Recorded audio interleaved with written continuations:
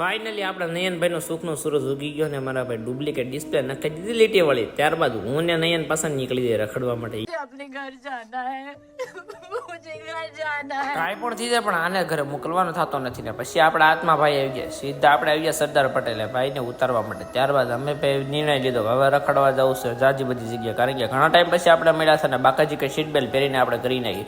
ત્યારબાદ આપણે આવી ગયા પાછા ચોકલેટ ગોતવા. તો ઘણી જગ્યાએ મળીને પછી આવી ગયા છેલ્લે આપણને ક્યાં કાળા નાળા ચોકલેટ.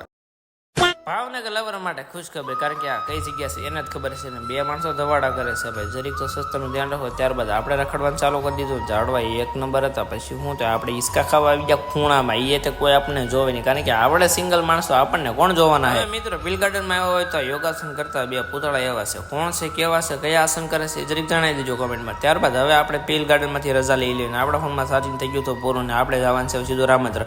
ત્યાં પગીને આપણા ભાઈ વાઘની છે મારા ભાઈ સાલીને આવ્યા પડખી દુકાનમાંથી. ત્યારબાદ સમોસા અને સા ઠપકારી લીધા એક એક.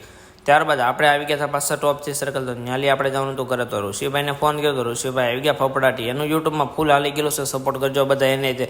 ત્યારબાદ ધનજીમામાં આપણા ઉપર જોતા છે ભાઈ વરસાદ અંધારે તો ફૂલે ફૂલ નહીં. એક જગ્યા આમ જોયું તો સામેની સાઈડ વરસાદ આવતો, એન્કોર કાંઈ હતું નહીં. ભલે ગમે સીધા બાકાજી કરતા હું ને મામા બે નીકળી જાય કામ કરવાનું. મામા ફોનમાં વાત કરે છે, મેમો જલ્દી આવશે. ત્યારબાદ ટેપલો ટેપ લગાડી દીધી ને ટાંકાને ફિટિંગ કરવાનું. તો આપણે 2 ટાંકા ફિટિંગ કરવાના હતા. ફફડાડી ટાંકાને ફિટિંગ કરી. વિડીયો ગમે તો લાઈક સબસ્ક્રાઈબ કરવાનું.